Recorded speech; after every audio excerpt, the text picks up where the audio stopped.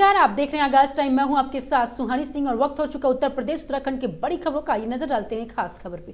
खबर कानपुर से, जहां पे कानपुर में नगर में दो गुटों के बीच हुई जमकर विवाद। जी हां, विवाद के दौरान हवाई फायरिंग की सूचना, जिस इलाके में दहशत का माहौल फैल गया। वहीं शातिर बदमाश और सीसीटीवी कैमरे में हुए कैद।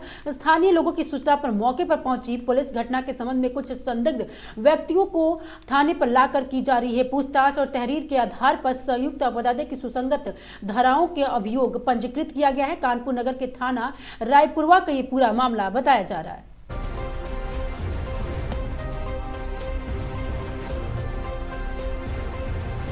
आज दिनांक 16/12/2025 को समय करीब 9 बजे थाना रायपुरवा के बसंत लाल भाते में गोली चलने की सूचना पर तत्काल मौके पर थाना पुलिस पहुंची। इसमें 3 फायर की बात प्रकाश में आई है और जो वादी हैं इसमें नरेश, उनके द्वारा बताया गया है कि इनके हाथी में रहने वाला आयुष है, इसके साथियों के द्वारा ये घटना कारित की गई। इस संबंध में कुछ लोगों को थाने लाकर पूछताछ की जा रही है। अभियोग पंजीकृत किया जा रहा है, अग्रिम विधिक कार्रवाई की जाएगी। खबर मिर्जापुर से, जहां पर उत्तर प्रदेश के मिर्जापुर में सर्दी बढ़ते हुए कोहरे का असर देखने को मिला। जी हां, जब कोहरे के कारण एक गाड़ी अनियंत्रित होकर पुल से नीचे जा गिरी। हादसे में गाड़ी चला रहे चालक को तो भी चोट आई। वही मामला विंध्याचल थाना क्षेत्र के गैकपुरवा चौकी अंतर्गत और बता दें कि कठवैया पुल के पास की है। सुबह घने कोहरे के कारण हलिया में गैकपुरा आ रही वही पिकअप गाड़ी पुल से पहुंचते ही अनियंत्रित होकर पुल के नीचे गिर गई, जिसकी वजह से गाड़ी में चालक फंस गया और किसी तरह से चालक को सुरक्षित बाहर निकाला गया। पर पुलिस अधीक्षक का कहना है कि हादसे में एक चालक घायल हुआ है। वहीं आपको बता दें कि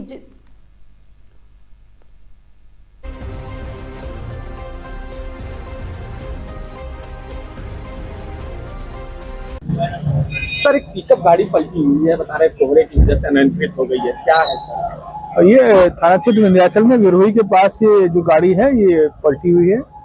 इसमें प्रारंभिक सूचना ये थी कि जो है ड्राइवर जो है वो घायल है, लेकिन वर्तमान में उसकी स्थिति सही है, ऐसी कोई बात है नहीं।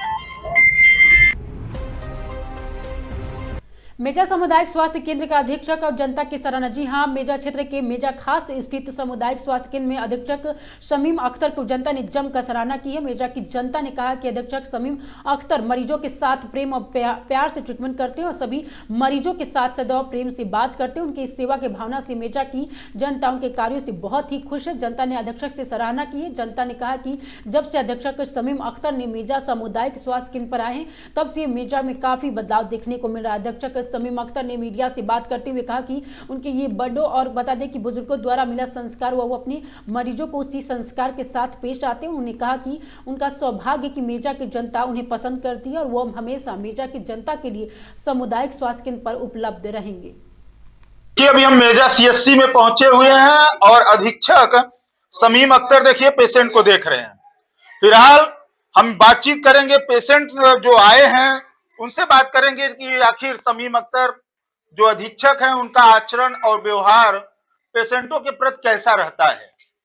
फिलहाल पूरी सच्चाई आप लोगों के सामने रखेंगे, आखिर किस तरह से आचरण इनका रहता है, किस तरह से जो है पेशेंट को मोटिवेट करते हैं, किस तरह से बातचीत करते हैं और सबसे बड़ी बात हम बातचीत करेंगे। क्या नाम हुआ भैया आपका? मेरा नाम ओम नारायण है। कहाँ से आए हैं? मैं मेजा डलोहा ग्राम पंचायत पड़ती है, मैं वहां से आया हूँ। अच्छा, यहाँ क्या दिखाने के लिए आए हैं? मैं माता जी को अपने दिखाने आया हूँ जी।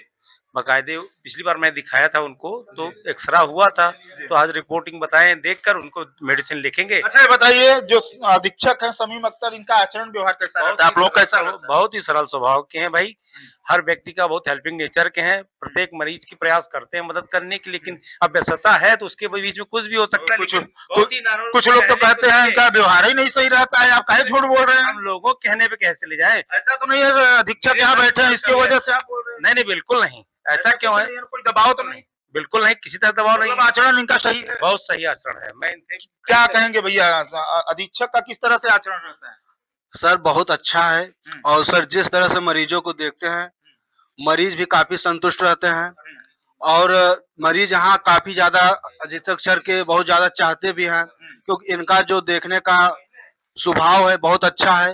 मरीजों के उनके ज्यादा मतलब कहने का मतलब है कि जैसे मरीज अपने दर्द से पीड़ित भी है, लेकिन कुछ सर की इतनी अच्छी जो है भाषाएं हैं उससे भी ज्यादा जो मतलब मरीज की तरह मरीज को नहीं देखते हैं, एक परिवार की तरह देखते हैं। जी सर, मैं यही कहना चाहता हूँ। जी सर, यही कहना चाहते हैं।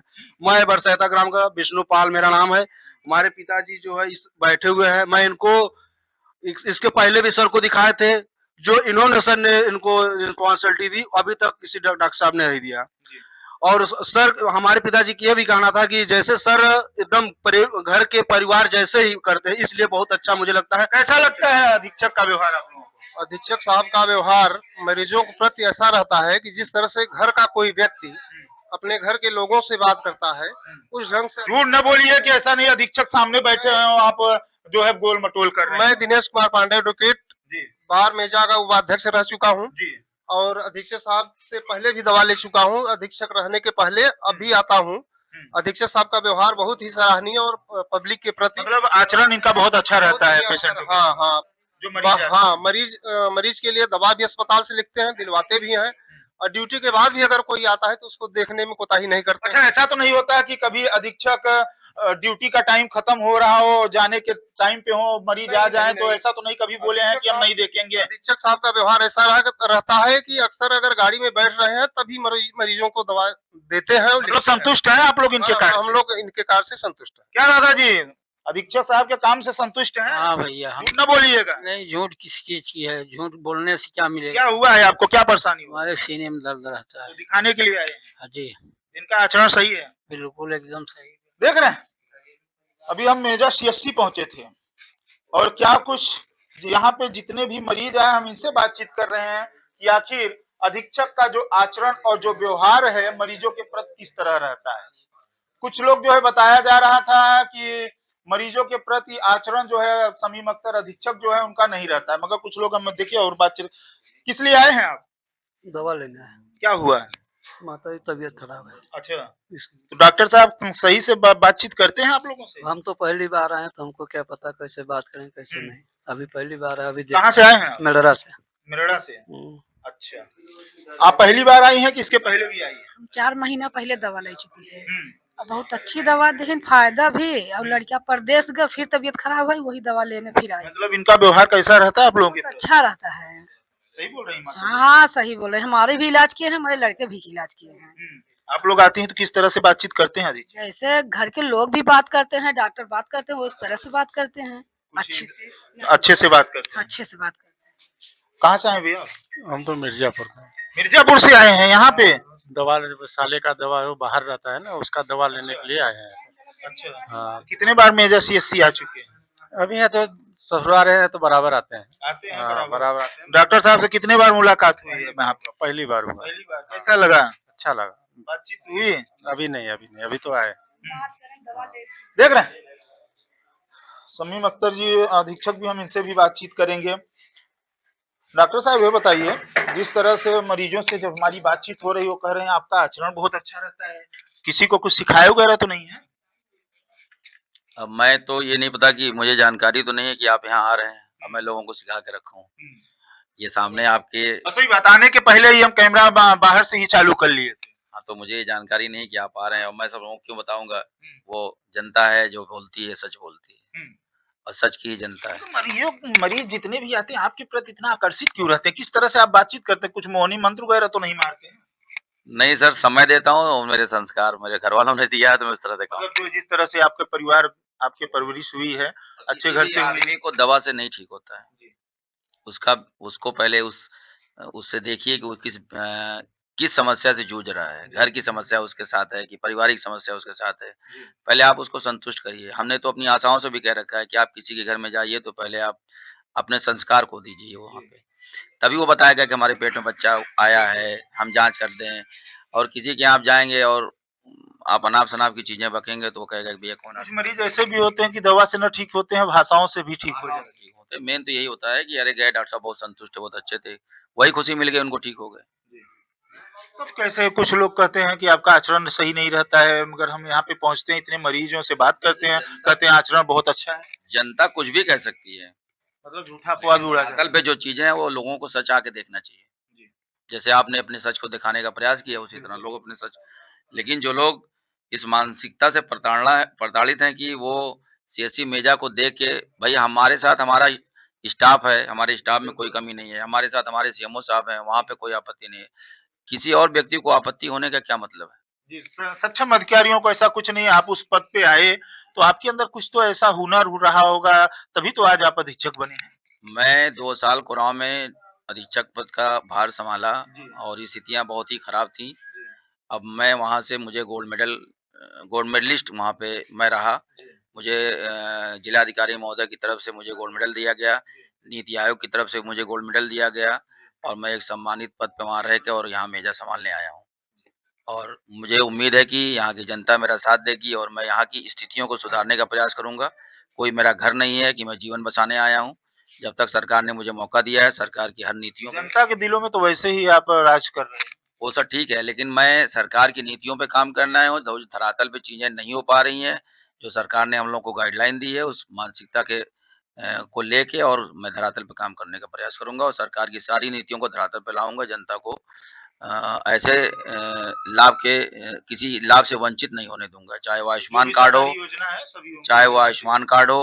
चाहे वो आभा कार्ड हो, चाहे हमारे जो है बहनें हैं, गाँव की महिलाएँ जो है डिलीवरी के लिए इधर-उधर भटकती हैं, उनके लिए कोई सेवा हो तो वो सब धरातल पे रहेंगी। देख रहे हैं, अभी हम अस्पताल के अंदर अधीक्षक कक्ष में घुसने के पहले ही जो अपने कैमरे को चालू कर लिए थे और एकाएक जब पहुंचते हैं हम मेजा सीएचसी में अधीक्षक के केबिन में, यहाँ पे मरीज जितने भी थे भरमार लगे हुए थे और हम इनसे बातचीत मरीजों से पहले करने की कोशिश करते हैं। आखिर शमीम अख्तर अधीक्षक का आचरण और व्यवहार मरीजों के प्रति किस तरह रहता है, जो पेशेंट आते हैं उनसे किस तरह से बातचीत करते हैं।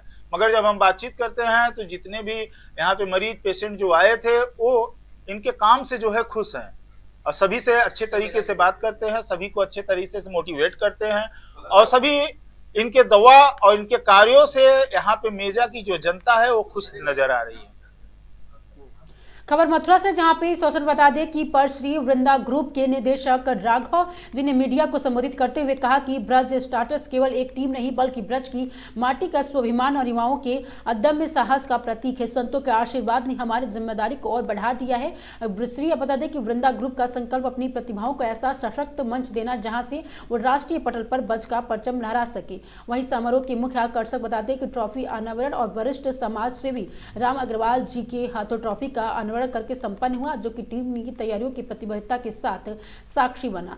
थीम सॉन्ग लॉन्च भी हुआ। टीम को जोश बढ़ाने के लिए आधिकारिक थीम सॉन्ग लॉन्च किया गया। इसका संगीत इतना दमदार था कि हॉल में मौजूद हर कोई उत्साह से भर गया। कार्यक्रम के मुख्य अतिथि के रूप में उपस्थित होकर यूथ आइकॉन रवि चौधरी ने भी टीम का हौसला बढ़ाया। योजन के अंतर्गत बता दें कि टीम को अनार और नेत्रपाल सोलंकी की मीडिया जनता और समस्त ब्रजवासियों को हृदय से आभार व्यक्त किया। उन्होंने कहा कि संतों की कृपा और जनता के अटूट विश्वास के साथ ब्रज स्टार्टर्स और कबड्डी की रणभूमि अपना सर्वश्रेष्ठ प्रदर्शन करने के लिए पूरी तरह से तैयार है। किया है वो सोलंकी जी से मिलके और सब वो अपने खिलाड़ी होते हैं उनको समझ के और उनको बढ़ावा देते हुए चालू किया है। जैसे सोलंकी जी ने बताया कि जिन भी प्लेयर्स को मौका नहीं मिल पाता है तो यूपी गेयर वो उनको वहाँ रिप्रेजेंट करने का मौका दे रहा है और बहुत ऊंचाइयों पर ले जाएगा। इनका टैलेंट छुपा रह जाता है और जो अपना नहीं कर पाते हैं तो उनके लिए हम तैयार खड़े हैं, जैसे ही हम घरों में करते हैं, जैसे ही हम प्रोजेक्ट बनाते हैं। Director of Vrinda group Vishakha Agarwal. क्या कहेंगी आज जो क्रिकेट लीग होने जा रहा है उसके बारे में? कबड्डी एक ऐसा गेम है जो हमारा ब्रज का गेम है। मैं चाहती हूँ कि कबड्डी पूरे देश में नाम रोशन करे और हमारी ब्रज की पहचान बनाए। जैसा कि आप जानते हैं कि ब्रज पूरे देश में कहीं भी चले जाओ ब्रज की महिमा अलग है। जब हमारा गेम भी प्रोत्साहित होगा और विनर होंगे हमारे गेम में तो हमारे देश का नाम बहुत रोशन होगा कि कबड्डी कभी पिछड़ी नहीं है, हमेशा आगे रहेगी। और मेरा यही शुभकामना है कि ये ट्रॉफी जो आपने अभी देखी है वो हमारा ब्रज जीत के लाए, यही मेरी इच्छा है और आपकी भी शायद यही इच्छा होगी। प्लेयर कहाँ से शामिल किए गए? ये कानपुर से हैं, इलाहाबाद से हैं और नोएडा से हैं, लखनऊ से हैं और ब्रज के सारे क्षेत्रों से लिए गए।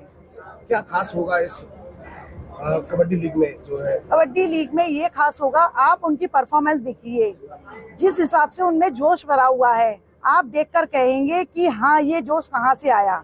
वृंदा ग्रुप इसीलिए आगे बढ़ाया है उन लोगों को कि जोश पैदा किया जाए। कबड्डी कभी पिछड़ा नहीं था और कभी पिछड़ा नहीं रहेगा, हमेशा नंबर 1 रहेगा। ये टूर्नामेंट कहाँ खेला जाएगा? ये टूर्नामेंट नोएडा खेला जाएगा।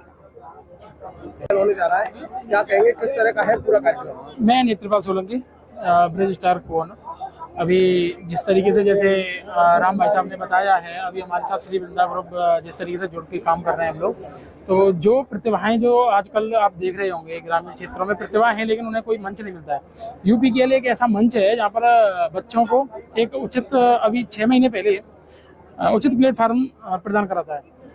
एक बच्चा है जो अदर टीम में है, उसने यूपी के से 6 महीने में वो अचीवमेंट हासिल की है जो वो आज कुछ नहीं था 6 महीने पहले, और 6 महीने के बाद एक सीजन खेलने के बाद उसने इंडिया प्रेजेंट कर दी।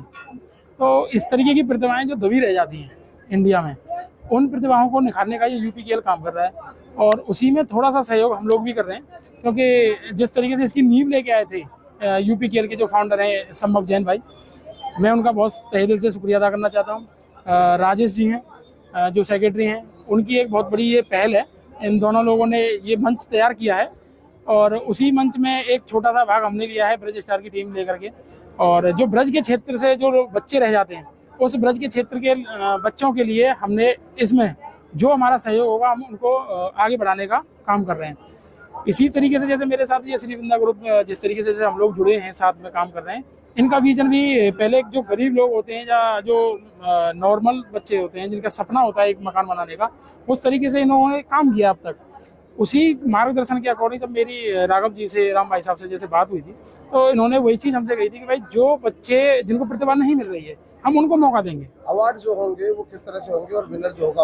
अवार्ड भी इसमें काफ़ी सारे अवार्ड हैं। विनिंग प्राइज तो होती ही है, लेकिन मेन उद्देश्य विनिंग प्राइज का नहीं होता है। एक ट्रॉफी का जिस तरीके से IPL देख रहे हो आप, उसमें विनिंग प्राइज से जो महंगे प्लेयर बिक जाते हैं, तो विनिंग प्राइज कोई मैटर नहीं करता है। बस ये है कि जो प्रतिभाएं हैं उनको आगे लाने का काम कर रहे हैं, और हमारा भी यही उद्देश्य है कि हम ब्रज को जितना ज़्यादा से ज़्यादा प्रमोट कर सकें। पूरे टूर्नामेंट में कितनी टीमें खेलेंगी? 12 टीम खेलेंगे सर। ब्रज के कितने खिलाड़ी होंगे इसमें? ब्रज के इसमें 6 खिलाड़ी प्रतिभाग कर रहे हैं अपनी टीम ब्रज स्टार में, और बाकी के जो टॉप क्लास के प्लेयर हैं हमने पूरी कोशिश की है अच्छी टीम बनाने की, अच्छा जो रिव्यू मिलेगा उस तरीके से। 6 खिलाड़ी कहाँ के? 6 नहीं, टोटल स्क्वाड हमारा 20 का है, और 6 प्लेयर जो हैं वो ब्रज के हैं, बाकी का 14 जो प्लेयर हैं वो पूरे यूपी से हैं, वाराणसी से भी हैं, बिजनौर से हैं, गाजियाबाद से, नोएडा से।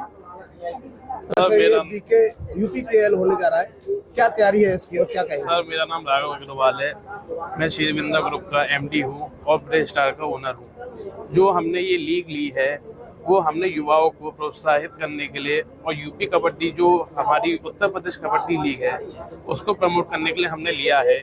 जो हमारे यूपी के जो पिछड़े लोग हैं जो कबड्डी खेल नहीं पा रहे थे और जिनको मौका नहीं मिल पा रहा था, उनके लिए हमने ये ली है। इसमें ज़्यादातर जो हमारे लोग हैं वो ब्रज से ही हैं, तो इसलिए हमने ब्रज को प्रमोट करने के लिए, ब्रज को बढ़ाने के लिए ये हमने टीम का निर्णय लिया था। जो विनर होगी टीम उनको क्या प्राइस दिया जाएगा, क्या रखा है? मेरी ख्याल से जो विनर होंगी टीम है उनको शायद 21 लाख रुपए का इनाम मिलेगा। खबर चंदौली से, जहां पे नकली चांदी के सिक्कों में अपराध की 2 लाख की ठगी करने वाले अंतर्राज्यीय गिरोह का बेनकाब हुआ है। गिरोह में से 3 शातिर अभियुक्त गिरफ्तार हो गए और 1.50 लाख नकद और 5 नकली चांदी के सिक्के बरामद करके 2 मोटरसाइकिल भी जब्त किए गए। ठगी की रकम में बढ़ते समय आपको बता दें कि मंगरौर खुल के पास हुई गिरफ्तारी, वहीं 2 आरोपी अंधेरे के फायदा उठाकर फरार हो गए। फरार अभियुक्तों की तलाश में पुलिस की टीमें सक्रिय हुई और चकिया थाना प्रभारी अर्जुन सिंह के नेतृत्व में पुलिस को मिली है ये बड़ी सफलता। सर क्या आज वर्कआउट किया गया? दिनांक 28 नवंबर 2025 को पीड़ित धीरज मौर्य पुत्र राम सजीवन मौर्य निवासी मिर्ज़ापुर के हैं। इनके द्वारा 112 पर सूचना दी गई कि इनके साथ जागेश्वर नाथ मंदिर हेतिमपुर पर कुछ लोगों ने ठगी कर, जिसमें कि इनको 4 किलो चांदी के सिक्के के नाम पर 2 लाख रुपए की ठगी कर ली है। तत्काल चकिया थाना पुलिस द्वारा मौके पर जाकर जानकारी की गई, घटना सत्य प्रतीत हुई, उस पर अग्रिम कार्रवाई करते हुए मुकदमा पंजीकृत किया गया। आज दिनांक 17 दिसंबर 2025 को सुबह कुल 3 अभियुक्त इस घटना से संबंधित गिरफ्तार किए गए हैं। उनके पास से 1.5 लाख रुपया कैश नगद और 5 सफ़ेद धातु के सिक्के व 2 मोटरसाइकिल जो घटना में प्रयुक्त की गई थी वो इनके पास से बरामद किया गया है। सर अभियुक्त की गिरफ्तारी कहाँ से की गई है? इनकी गिरफ्तारी मंगरौल पुल से थाना चकिया अंतर्गत गिरफ्तारी की गई है। आगे अग्रिम कार्रवाई की जाएगी। इसमें जो अन्य अभियुक्त हैं उनकी भी जल्द गिरफ्तारी कर उन पर भी कार्रवाई की जाएगी। पूर्व में इनके खिलाफ आपराधिक मुकदमे भी दर्ज हैं और पूर्व में ये थाना चांद जनपद बबुआ बिहार में वहाँ पे भी इनके ऊपर आपराधिक मुकदमा पंजीकृत है। अनावश्यक कार्रवाई की जा रही है। खबर शाहजहांपुर से, जहां पे बता दें कि बड़ी खेल खबर है। वहीं राजकीय इंटर कॉलेज के क्रीड़ा मैदान के आयोजित 92वें सीनियर महिला स्टेट कबड्डी चैंपियनशिप जोन के बी का आज भव्य समापन हुआ।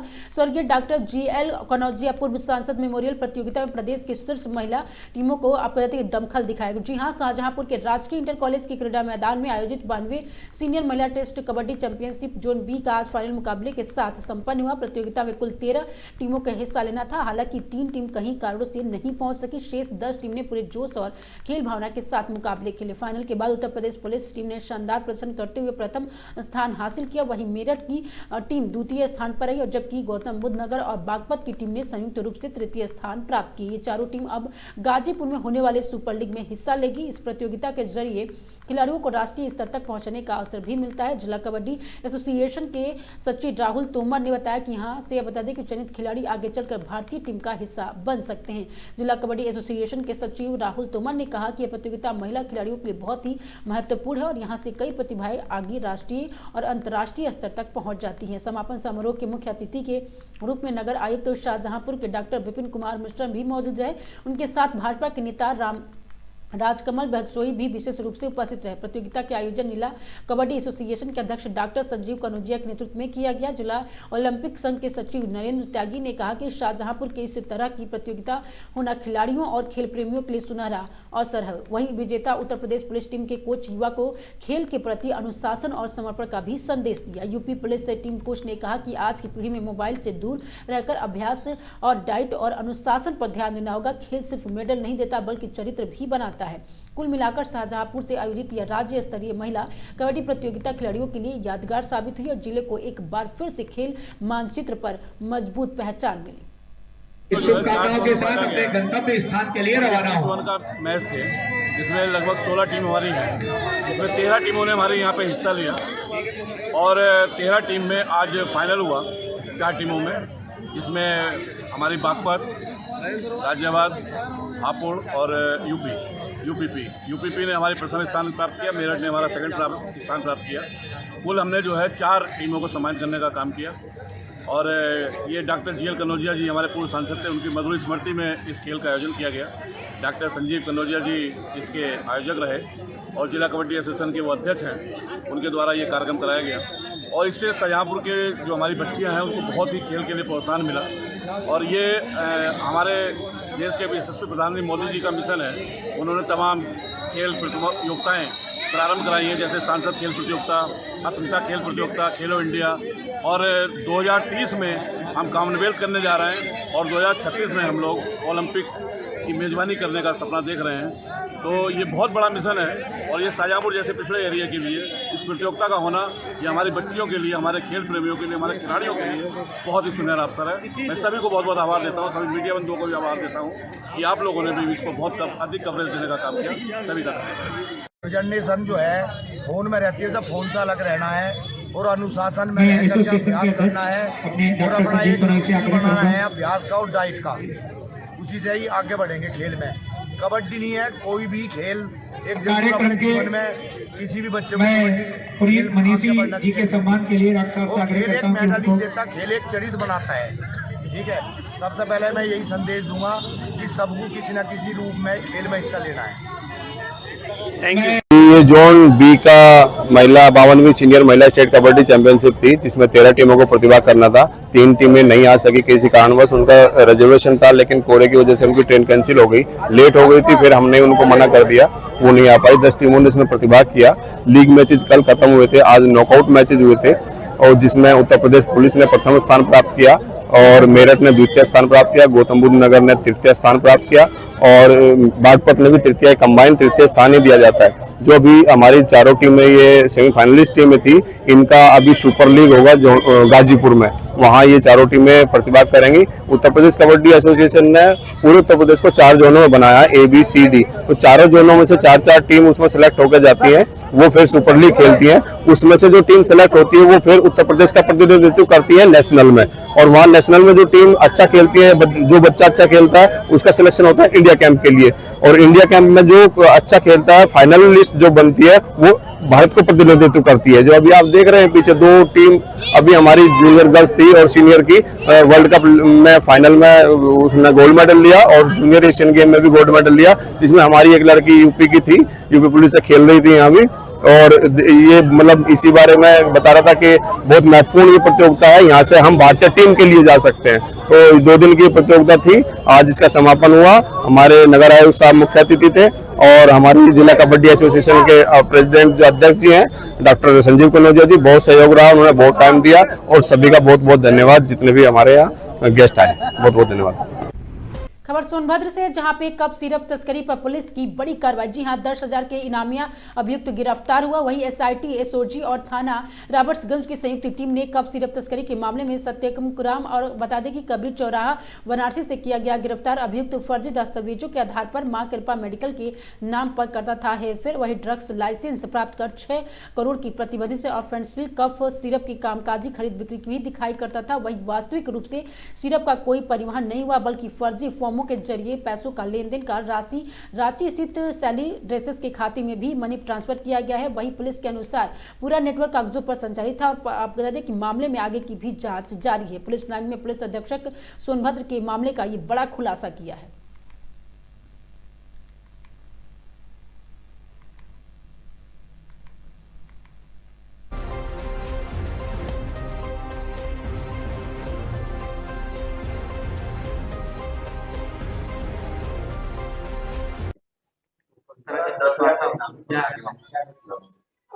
देखिए, आप सबको पता है जनपद सोनभद्र समेत अन्य जनपदों में ये कोडीन कफ सिरप की अवैध तस्करी को लेकर के कई मुकदमे लिखे हुए हैं। इसी क्रम में जनपद सोनभद्र में भी एक मुकदमा हमारे यहाँ ड्रग इंस्पेक्टर ने लिखवाया था, जिसमें मुख्य अभियुक्त थे भोला जायसवाल, जिनको हमने ऑलरेडी कलकत्ता एयरपोर्ट से दिनांक 30 नवंबर को पकड़ा था।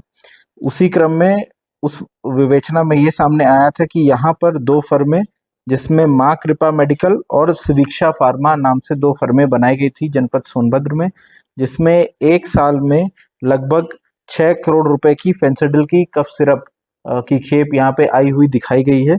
लेकिन वो फर्म पूरी तरीके से फर्जी थी, वहाँ पे कोई दुकान संचालन नहीं होता था और उस फर्म के जो डेटा चेक किया गया उसमें ये देखा गया है कि लगभग 6 करोड़ रुपए का ट्रांजैक्शन इनके द्वारा शैली ट्रेडर्स के अकाउंट में किया गया है, जो कि भोला जायसवाल और शुभम जायसवाल की एक फर्म है। इस फर्म के बारे में जब जानकारी की गई तो इसमें नाम आया सत्यम कुमार का, सत्यम गुप्ता। ये मूल रूप से ये बनारस के रहने वाले हैं। ये और इनके भाई, इन दोनों ने मिल करके यहाँ पे माँ कृपा और सुवीक्षा फार्मा नाम की 2 फर्में खोली थी, जो कि ग्राम बरकरा थाना रॉबर्टगंज के अंतर्गत इन्होंने बनाई थी। इन दुकानों पे इन्होंने दिखाया था कि लगभग 6 करोड़ रुपए की फेंसिडिल कफ सिरप अलग अलग तारीख में इनकी दुकानों में आई है और इन्होंने बिल काटे थे 3 अलग अलग एंटरप्राइजेस, जिसमें आयुष एंटरप्राइजेस, सनाया मेडिकल और दिलीप मेडिकल, जो जनपद भदोई में स्थापित है, उनके नाम पे इन्होंने बिल काटे थे। जब पूरे ट्रांजैक्शन को चेक किया गया तो ये पाया गया कि ये जो फर्म है इसको कोई ऑपरेट नहीं कर रहा है, पूरी तरीके से फर्जी है। जिन फर्मों के अकाउंट से इनको पैसे आ रहे हैं वो भी पूरी तरीके से फर्जी हैं। इसमें जो मुख्य अभियुक्त थे इस फर्म को खोलने वाले सत्यम कुमार, जो प्रोपराइटर हैं माँ कृपा मेडिकल के, इनको हमारी SOG टीम और SIT टीम द्वारा गिरफ्तार किया गया है। इन्होंने ये बताया है कि इन्होंने अपने भाई के साथ मिलकर के और एक इनका भाई है रवि गुप्ता, जो भदोई का रहने वाला है, उनसे मिल करके इन्होंने ये फर्म यहाँ पे खुलवाई थी। रवि गुप्ता ने इनको ये बताया था कि आपको बस फर्म खोलनी है और बिल काटने हैं, जबकि सामान कहीं और जाएगा और सामान यहाँ पर नहीं आएगा। इनको जो इस ट्रांजैक्शन में कुछ पैसे की भी मिलने थे। जैसा इन्होंने बताया है कि लगभग 1 रुपए पर बॉटल के हिसाब से इनको कुछ पैसे या प्रॉफिट मिलना था। इस फर्म को इन्वेस्टिगेट करते हुए हमने सत्यम कुमार को अरेस्ट कर लिया है। इसमें एक और जो अभियुक्त जिनके नाम पे मां शिविक्षा फार्मा है, इनको ये अभी वांटेड हैं। जिन्होंने ये फर्म खुलाई थी रवि गुप्ता, ये जो भदोही के रहने वाले हैं, ये भी वांटेड हैं। इन सभी के खिलाफ हमारी कार्रवाई अभी चल रही है। अभी इसमें जो हमें ट्रांजैक्शंस मिले हैं उसको हम लोग चेक करा रहे हैं। जैसा मैंने आपको बताया 6 करोड़ रुपए की ये ट्रांजैक्शन है जो शैली ट्रेडर्स के अकाउंट में गए हैं। ये सारा पैसा शुभम जायसवाल और भोला जायसवाल की फर्मों में जाता था, जबकि दवाइयाँ यहाँ पे नहीं आती थी। इनका जो सारा परचेज और सेल था सिर्फ कागजों पे था और असली में कोई सेल परचेज इनकी दुकान में नहीं होती थी। इसमें 3-4 चीज़ें और प्रकाश में आई हैं, जिसमें भोला जायसवाल को जब पीसीआर पे रांची ले गए थे, वहाँ से कई सारे ई-वे बिल और कोई माँ कामाख्या ट्रांसपोर्ट कंपनी के भी नाम आए हैं सामने, जिनके थ्रू ये लोग ये अवैध ट्रांसपोर्टेशन का काम करते थे। अभी इन पूरे विषय पे गहनता से जांच की जा रही है और हमारी एसआईटी टीम द्वारा लगातार इसमें कार्रवाई की जा रही है। क्या इसमें कोई अज्ञात आरोपी बनाए?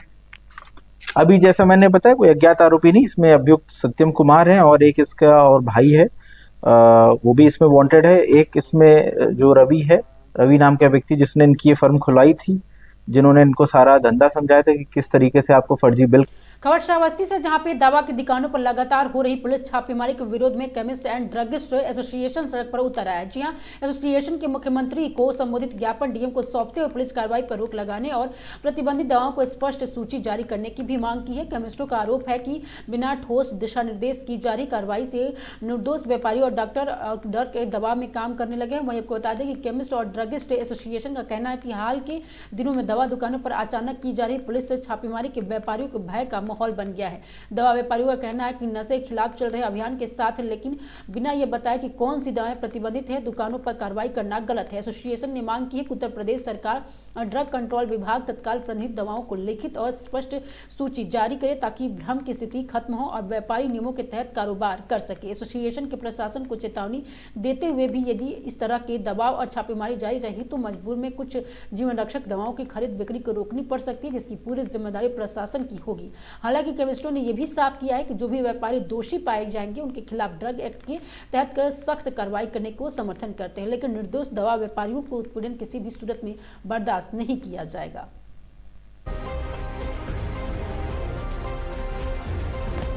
करके ज्ञापन दिया गया है जिलाधिकारी को।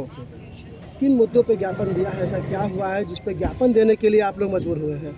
मैं जिला महामंत्री श्रावस्ती हूँ, केमिस्ट एंड ड्रग एसोसिएशन का। पुलिस पहले की व्यवस्था ये थी कि पहले टेस्ट इंस्पेक्टर जाता था, जांच करता था, यदि कोई ऐसी चीज़ होती थी तो फिर एफआईआर वगैरह पुलिस द्वारा दर्ज होता था। अब नियम में थोड़ा परिवर्तन किया गया है।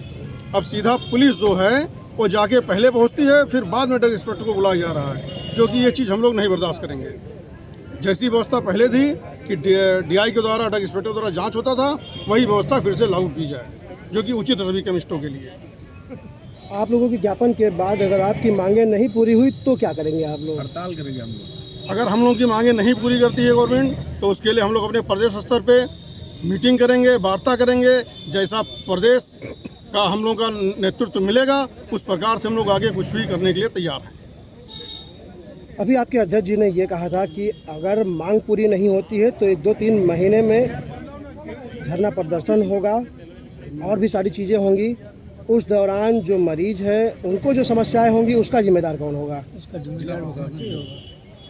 जैसे हम लोगों को बताया जा रहा है कि आप लोग नारकोटिक्स दवाएं बेच रहे हैं। नारकोटिक्स दवाएं जो होती हैं, जो कि साइट्रिक लोग होते हैं, जिनको डॉक्टर दवा लिखता है, अगर वो दवा ना मिले तो मरीज मर भी सकता है। लेकिन उसके बावजूद भी हम लोग कहा जाता है कि हम लोग नस्ली दवाएं बेचते हैं। नस्ली दवा अगर हम लोग बेच रहे हैं तो उसके लिए ड्रग इंस्पेक्टर महोदय हैं, किसी भी दुकान पे किसी भी समय जाके वो जांच कर सकते हैं, उसमें हम लोग पूरा उनका सहयोग भी करेंगे। लेकिन पुलिस को द्वारा ऐसा किया जाता है वो हम लोगों के लिए उचित नहीं है। उसमें हमारा व्यवसाय जो है वो प्रभावित होता है। वो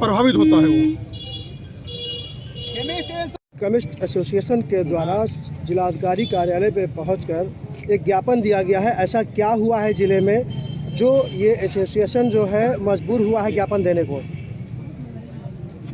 पुलिस प्रशासन दवा की दुकानों का जांच कर रहा है। उसको कौन सी ट्रेनिंग करके आया है जो जांच कर रहा है। हमारा ड्रग इंस्पेक्टर है, जांच करने के लिए वो बैठा है। जिलाधिकारी महोदय उसके अध्यक्ष हैं। इसके बाद में अब पुलिस दुकान पे जा कर के ये दवाई उठाओ, ये दवाई उठाओ। दवाई की ज़रूरत है तो उनको दवाई भी दो और 150 रुपये भी दो। तो आए दिन ये हम कितना सहते रहेंगे, कितना कमाते हैं।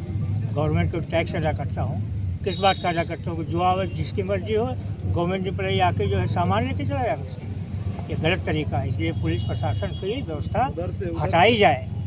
अगर नहीं हटाई जाती है तो भविष्य में आने वाले दिन में 1 महीने 2 महीने में आंदोलन होगा।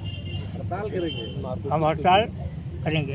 अब नारकोटिक्स की बात है, ड्रग इंस्पेक्टर है, नारकोटिक्स विभाग है, वो अपना आके जांच करें। पुलिस कौन सा ट्रेनिंग करके आया है जो हमारी दवा की दुकान जांच करेगा? मैं क्वालिफाइड पर्सन हूँ, ऐसे थोड़ी हमको लाइसेंस मिल गया है और उसमें पुलिस हस्तक्षेप कर रही है। क्यों कर रही है भाई? आप पे आरोप लगा है कि पुलिस जाती है वहाँ पे दवा चेक करती है। कौन सा ऐसा जगह था जहाँ पे पुलिस गई और इस तरह का जो वारदात उसको अंजाम दिया? रामनगर में गया। पूरे प्रदेश में जा रही है, पूरे प्रदेश में इसकी चर्चा है। लोग बाग जा रहे हैं, पुलिस वाले जांच कर रहे हैं, अधिकारी को बुला के दुकान सीज करवा रहे हैं, ताला मरवा रहे हैं। तो ये बर्दाश्त नहीं होगा। कोई क्वालिफाइड पर्सन आए, वो जांच करे, उसको अधिकार है। अब पुलिस कितना हाई स्कूल पास होती है, इंटर पास होती है, वो हमारी दुकान चेक करेगी। खबर महोबा से, जहां पे महोबा जिले में महिला चिकित्सालय में बता दें कि आउटसोर्सिंग कर्मचारी पर 4 माह की मासिक मानदेय न मिलने से परेशान है। वार्ड आया कि स्वीपर और सिक्योरिटी गार्ड और कंप्यूटर ऑपरेटर समेत सभी कर्मचारी पिछले 4 महीने से वेतन का इंतजार में हैं। कर्मचारियों ने बताया कि उनकी नियुक्ति जून 2019 में बता दें कि अवनी परिधि कंपनी के माध्यम से हुई थी और वही शुरुआत की नियमित मानदेय मिलता था।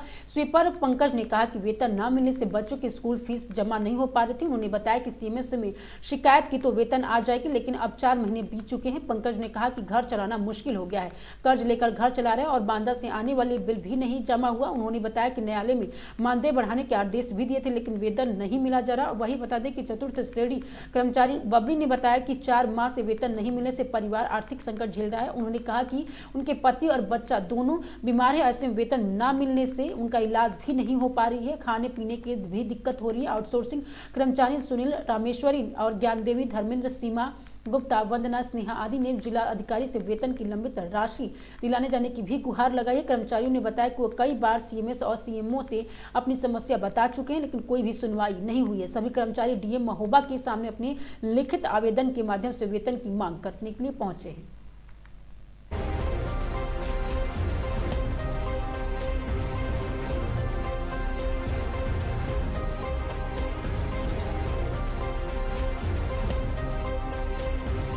जिला महिला चिकित्सालय में तैनात हूँ। एसएमसी की भर्ती है, स्वीपर की पोस्ट में हूँ।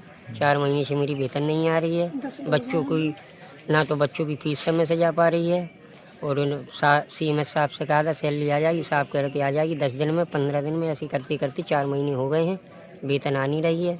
घर कैसे चलाया जाए, कर्ज ले लेकर घर चला रहे हैं और फिर इसके बाद कहा जा रहा है कि तुम लोग फर्जी हो और तुम लोगों का इस बार हम लोगों का वो आता है बिल बांदा से, इस बार वो बिल भी नहीं आया। सितंबर अक्टूबर का आया था, वो रिजेक्ट कर दिया गया है।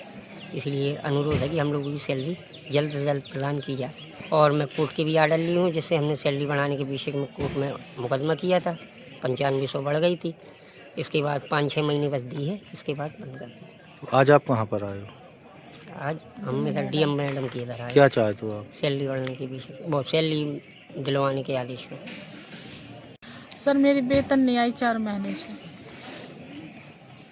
महिला हॉस्पिटल में है, एसएनसीओ में है, स्वीपर की पोस्ट पर हूँ।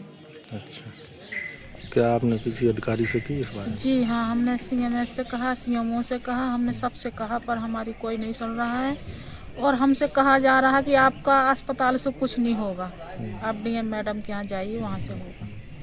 हम लोग कुछ नहीं कर पाएंगे, ना वेतन दे पाएंगे। जी हाँ सर, हम कोर्ट के भी आर्डर लिए हैं और सर मेरे पति बीमार हैं, मेरा बच्चा भी बीमार है, हमें खाने के लाले पड़ रहे हैं। लगभग कितने दिन से सैलरी नहीं? 4 महीने से नहीं आई। तो आज और आप अभी देने से भी इनकार कर रहे हैं कि हम लोग नहीं दे पाएंगे, आप डीएम मैडम के यहाँ जाइए।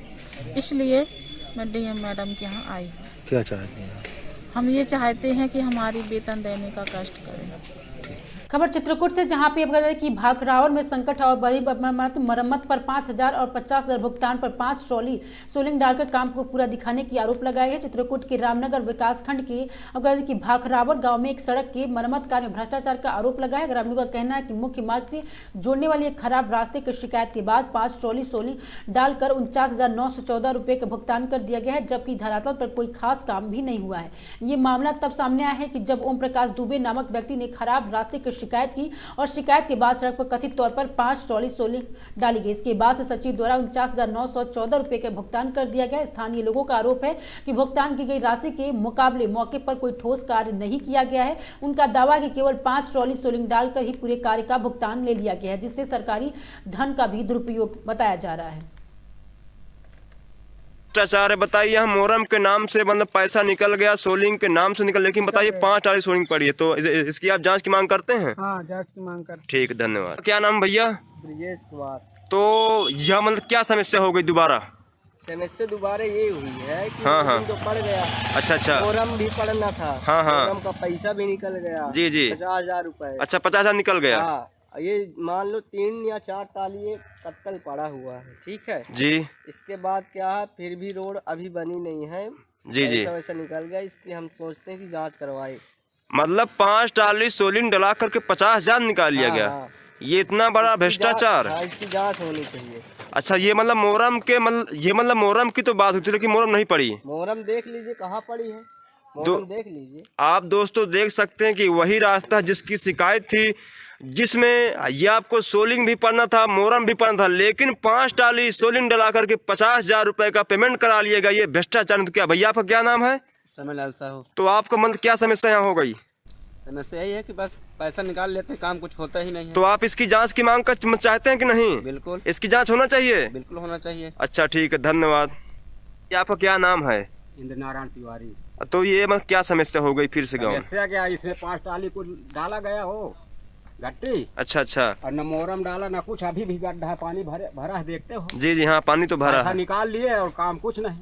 ये कहीं ना कहीं भ्रष्टाचार। भ्रष्टाचार ही तो है ये इसमें मतलब बहुत बड़ा भ्रष्टाचार है। किया गया तो ये क्या हो रहा है? हाँ।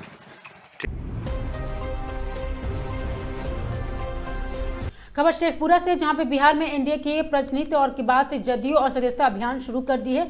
शेखपुरा में जदयू जिला के कार्यालय में सदस्यता अभियान चलाई जाए, जहां पे वर्तमान विधायक रणधीर कुमार सोनी और विधानसभा प्रभारी में शामिल हुए। इस दौरान जिले के सभी प्रखंडों को जदयू कार्यकर्ता शामिल हुए और सदस्यता ग्रहण किए। विधायक रणधीर कुमार सोनी ने पत्रकारों से बताया कि बिहार में एनडीए की सरकार है। जदयू शेखपुरा में सदस्यता अभियान शुरू कर दी गई है।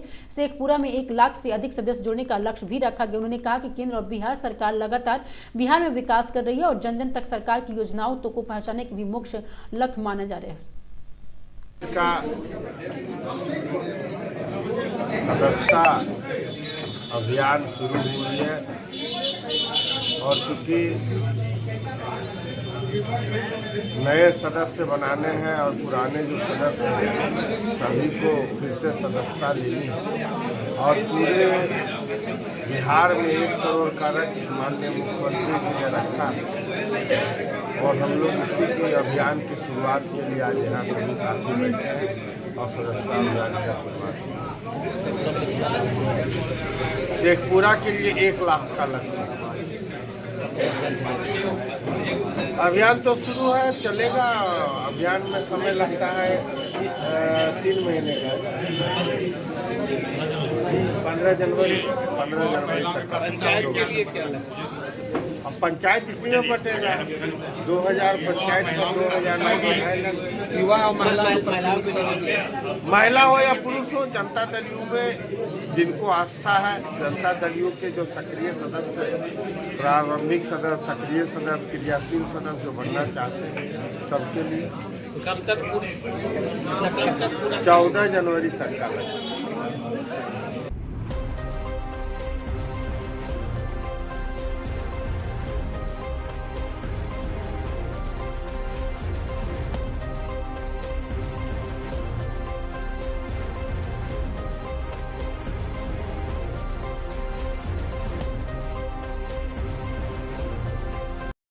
आज जनता दल यूनाइटेड का सदस्यता अभियान शुरू हुई है। खबर भागलपुर से, जहां पे भवन निर्माण विभाग के इंजीनियर और गजाधर मंडल के भागलपुर स्थित आवास के स्पेशल बिजनेस यूनिट की 8 सदस्यीय टीम ने करीब 6 घंटे तक छापेमारी की और 0 माइल थाना क्षेत्र के रानी तालाब स्थित गंगोत्री अपार्टमेंट के फ्लैट नंबर 302 से स्पेशल बिजनेस यूनिट की टीम ने करीब 8 लाख रुपए की गहन और 2 लाख रुपए की नकद बरामद किया है। वह बताते कि इसके साथ ही उनके पृथक गाँव और पीरपैती में भी दूसरी टीम ने छापेमारी की और विजिलेंस में डीएसपी राजकुमार सिंह ने बताया कि करीब 6 घंटे की छापेमारी में कुछ गहने भी मिले हैं, जिनकी अनुमति कीमत लगभग बता दें कि 8 लाख रुपए बताई जा रही है। फ्लैट के कागजात भी मिले हैं और 2 लाख रुपए नकद बरामद हुए। उन्होंने कहा कि ऑनलाइन स्रोतों के माध्यम से पता चला है कि इंजीनियर आपको बता दें कि गजाधर मंडल के विभिन्न पदों पर रहते हुए करीब 2 करोड़ रुपए से अधिक की संपत्ति अर्जित की है। उन्होंने बताया कि 15 से 16 जगह प्लाट खरीदे हैं और हालांकि भागलपुर स्थित उनके फ्लैट में किसी भी जमीन के कागजात बरामद नहीं हुए। पूछताछ में परिवार के लोगों ने काफी सहयोग किया और भागलपुर के रानी तालाब स्थित गंगोत्री अपार्टमेंट में इंजीनियर गजाधर मंडल की पत्नी और उनका बेटा रहते हैं। सबसे पहले विजिलेंस यूनिट की टीम ने अपनी कड़ी सुरक्षा स्थान पर लगाई और यही तक बता दें कि ताकि कार्रवाई की जानकारी किसी को ना हो और इसके बाद ही टीम सीधे अंदर पहुंची। 8 सदस्यीय टीम ने एक एक करके घर के सभी स्थानों को करीब 6 घंटे तक तलाशी ली और तलाशी के बाद टीम वापस घटना के लिए आपको बता दें कि रवाना हो गया। इंजीनियर अब गजाधर मंडल के 3 ठिकानों की छापेमारी की गई। अब पटना स्थित उनके कार्यालय, भागलपुर स्थित उनके फ्लैट और पृथक गांव के परिपोती में कार्रवाई की गई और जांच में ये पता सामने आया है कि गजाधर मंडल और उनके परिवार के सदस्यों के नाम पर पटना, भागलपुर और अन्य स्थानों पर कई जगह फ्लैट और अचल संपत्तियों की इन सभी संपत्तियों की अनुमानित कुल संपत्ति लगभग बता दें कि 3,72,61,000 और ये संपत्तियां भ्रष्टाचार के अवैध तरीकों से अर्जित की गई है, जिन्हें अवैध दिखाने के लिए निवेश किया गया है। जांच में यह पाया गया है कि गजाधर मंडल के पास से चल और अचल संपत्तियों जैसे जमीन, नकद राशि, वाहन, आभूषण लगभग आपको बता दें कि 3,72,61,000 है और जो कि उनके या उनके परिवारजनों और अन्य लोगों के नाम पर दर्ज है और ये संपत्ति उनकी ज्ञात वैध आय से लगभग 2,82,61,000 अधिक है और इसके आधार पर गजाधर मंडल तथा अन्य अज्ञात व्यक्तियों के विरुद्ध भ्रष्टाचार निवारण अधिनियम 1988 की धारा 13(1)(b) और 13(b) और 12 भारतीय न्याय संहिता 2023 की धारा 61(b)(a) के अंतर्गत मामला दर्ज किया गया है। वहीं जांच के क्रम में निदेशक गजाधर मंडल और उनकी पत्नी संध्या के नाम से जमीन के 16 डीड जब्त किए गए हैं, जो इनके भागलपुर जिले में बरामद हुए, जिनकी औसतन वर्तमान कीमत बता दें कि 3,41,800 रुपये कुछ बताया जा रहा है। कि मैं स्पेशल विजिलेंस यूनिट पटना, विशेष निगरानी इकाई पटना से राजकुमार सिंह, पुलिस उपाधीक्षक, यहाँ मैं आया हूँ तलाशी के लिए। ये श्री गजाधर मंडल हैं, इनका ये भवन निर्माण विभाग में इंजीनियर हैं। इनके विरुद्ध में वरीय पदाधिकारियों को जो सूचनाएं मिली थी विभिन्न स्रोतों से कि इनके विरुद्ध इनके पास आय से अधिक संपत्ति है, तो कई स्रोतों से जानकारी मिली। इसके आधार पर केस दर्ज हुआ है विशेष निगरानी इकाई में और उसी के तहत माननीय न्यायालय से सर्च वारंट प्राप्त करके इनके पटना और इनका जो पैतृक आवास है, जो शायद यहाँ पीरपैती अनुमंडल में और यहाँ भागलपुर में इनका फ्लैट है, 3 जगह छापामारी अलग अलग टीम के द्वारा की जा रही थी। उसमें अब उन दोनों टीमों के पास क्या मिला है सर्च के दौरान ये तो मुझे नहीं पता अभी डिटेल में। यहाँ पर करीब 8 लाख का गहना जो बरामद हुआ है और करीब नगद में 2 लाख रुपए और विभिन्न तरह के कागजात मिले हैं। जमीन के कागजात इनके बारे में जो सूचना है और जो ऑनलाइन से बहुत स्रोतों से पता चला है कि कई जगह इनका प्लॉट है, 15-16 जगह पता चला है, जिसमें एक सिर्फ यहाँ फ्लैट का कागजात मिला है, बाकी कोई कागजात जमीन का नहीं मिला है। तो इससे मैंने ऐसे अनुमान लगाया जा रहा है, वो तो आगे अनुसंधान के दौरान पता चलेगा। पूरी संभावना है कि और भी संपत्ति का खुलासा होगा। खबर शेखपुरा से, जहां आपको बता दें कि चेवाड़ा थाना क्षेत्र के गांव में जहां पे मस्जिद की नमाज पढ़ने वाले मौलाना की मौत की खबर जिले में सनसनी की तरफ फैल गई है। मस्जिद के बगल में कमरे में रहने वाले मौलाना हाफिज जावेद ने फांसी लगाकर आत्महत्या कर ली और इस खबर को सुनकर पुलिस पहुंची और शव के फंदे से उतारकर पोस्टमार्टम के लिए सदर अस्पताल भेज दिया गया, जहाँ पोस्टमार्टम हुआ। वहीं बता दें कि माने गाँव के लोजपा और आर जिला अध्यक्ष इमाम गजाली सहित अन्य लोग देखने के लिए पहुंचे। उन्होंने बताया कि हिंदू मुस्लिम सभी समाज के में प्रेम था और अच्छे नेक इंसान थे। थाना प्रभारी ने बताया कि सूचना मिली है कि माने गांव में मौलाना साहब आत्महत्या कर लिए, जहां पड़ताल के बता दें कि पोस्टमार्टम रिपोर्ट के आने के बाद खुलासा किया जाएगा। स्थानीय युवक ने बताया कि सुबह जब नमाज पढ़ने के लिए आए तो गेट बंद था, खुलवाने पर बहुत प्रयास किया गया लेकिन नहीं खोले। उसके बाद गेट के पास जाकर देखे तो फंदे से लटके हुए मिले।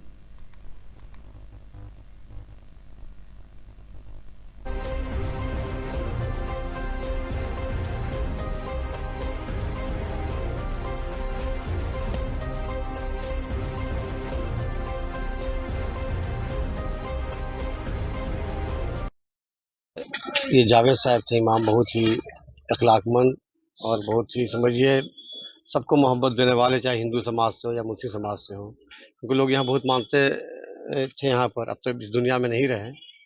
मसला सुसाइड का है, हमने भी देखा। अभी हम तो करीब 1 घंटे से यहाँ पर हैं और ये सुसाइड कैसे हुआ क्या हुआ तो जांच का विषय है, लेकिन सुसाइड तो मौत तो हो गई उनकी और इस पर अब पुलिस प्रशासन इसकी जाँच करेगी और फैसले की टीम भी आई थी, वो टीम में जांच करके भी गई है। अब तो देखिए क्या है, लेकिन हाँ बहुत अच्छे इंसान थे और ये गांव समझिए एक तरह से पूरा गांव उनका समझिए प्यार का दीवाना था। सारे लोग कितनी भीड़ है। सर आप बता रहे हैं कि गांव उनका प्यार का दीवाना था, लेकिन अचानक से उनका सुसाइड का अब देखिए बहुत क्या लग रहा है, आखिर सुसाइड का क्या रीजन रहा? बहुत सारे, मैं तो वही रीजन क्या रहा होगा, लेकिन मसला कहाँ नहीं हो तो फिर अब कोई उनके लोग जानते होंगे या उनके परिवार का कुछ लोग जानता होगा। और हम लोग को रिपोर्ट पता चला, हम लोग भागे भागे आए, इसलिए कि जब भी हम इस गांव में आए जब भी तो बेचारे एक पहली बार हम देखते थे कि मस्जिद के इमाम अब मुझे माला पहनाने के लिए सबसे आगे रहते थे। हम उनको बोलते भी थे कि इमाम साहब माला आप मत पहनिए, आप मस्जिद के इमाम हैं, आप किसी पार्टी से ताल्लुक नहीं रखते हैं। नहीं हम आपकी मोहब्बत में आए, लेकिन उस चीज़ सब याद आ रही है उनकी। लेकिन अब तो अब जांच का विषय है, अभी आपको थाना इंचार्ज ने बताया कि जांच का विषय है। अब जांच मांग करते हैं? हम तो मांग यही करते हैं कि अब जो मौत इनकी हुई है और जो कैसे हुई है क्या जांच ही पता चलेगा ना, इसलिए कि जो लोग को शक व शुबा वो खत्म हो जाएगा पोस्टमार्टम के बाद। लेकिन ऐसा लगता है, हमको देखा तो लगता है कि नहीं, जो सुसाइड लगता है उन्होंने किया है, जिस टाइप का सिचुएशन यहाँ बना हुआ है। अब तो प्रशासन जाने और जो टीम उनकी जांच कर गई है वो समझे। देने के लिए तो देखे हाफिज उठे न, तो हम उनको उठाने के लिए गए तो आधा घंटा तक हम लोग 3-4 लड़का मिलकर आवाज दिए, न उठे तो खिड़की से देखे हाफिज जी कोना में साइड में खड़े थे। तो हम बोले दूसरा लड़का को कि हाफिज साइड में खड़े हैं, तो गेट हल्का फड़का के देखा तो बोल रहा है कि हाफिज जी फांसी लगा लिए। तो फिर उतना ही में हम पूरा गाँव वाला को हम लोग हल्ला किए, अब सब आए। फांसी लगा लिए तो क्या मतलब कोई विवाद हुआ था? नहीं, रात तक तो ठीक ही थे, हम लोग से बातचीत ठीक किए, खाना पीना सब रात में ठीक ही खाए, कुछ उतना हम लोग को भी नहीं था, बताए भी नहीं हम लोग को कुछ।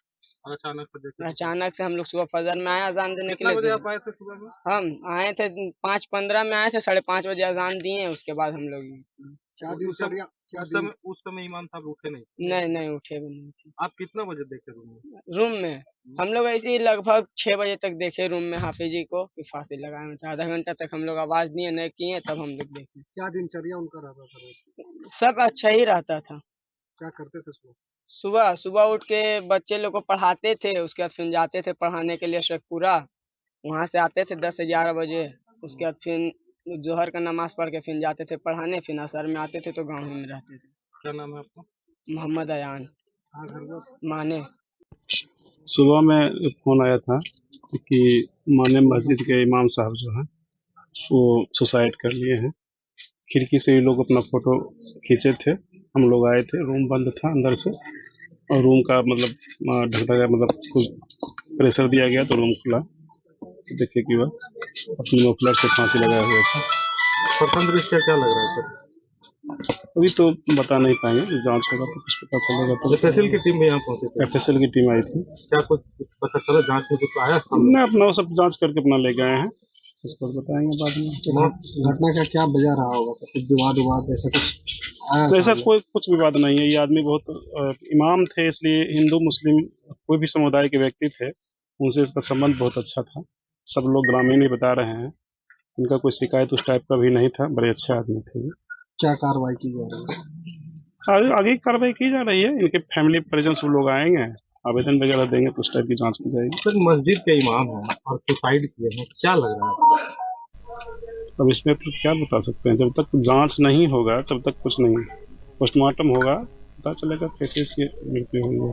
खबर ऋषिकेश से, जहां पे बसंत उत्सव का कार्यक्रम 20 जनवरी 2025 को बनाया जाएगा। हमें बता दें कि इन कार्यक्रम के फाइनल रूपरेखा तैयार कर ली गई है। बता दें कि आज ही भरत मंदिर परिसर में एक बैठक हुई, जिसमें से शहर के तमाम गणमान्य लोग शामिल हुए। बैठक की अध्यक्षता कर रहे मंदिर के महंत वत्स शर्मा ने बताया कि इस बार कार्यक्रम में 6 दिन तक चलेगा और मुख्य रूप से साइकिल रेस, दंगल प्रतियोगिता, सांस्कृतिक नाइट, बैडमिंटन प्रतियोगिता, रक्तदान शिविर और मटकी फोड़ कार्यक्रम किए जाएंगे। इसके अलावा कवि सम्मेलन, बेबी शो, कल और प्रतियोगिता और रसरा खर्ची। और बता दें कि कार्यक्रम के भी शहरवासियों को अपनी ओर से आकर्षित करेंगे। भगवान भरत का शोभा यात्रा भी शहरवासियों के लिए आकर्षण का केंद्र बनेगी। और इन कार्यक्रम के अलावा इस वर्ष स्कूली बच्चों के मैराथन और कलर एक्टिविटी का कार्यक्रम भी किया जाएगा। संस्कृत विद्यालय के छात्रों के लिए भी भारत का एक कार्यक्रम निर्धारित किया गया है और निर्धारित कार्यक्रम में अब बता दें कन्याओं का सामूहिक विवाह का भी कार्यक्रम शामिल है।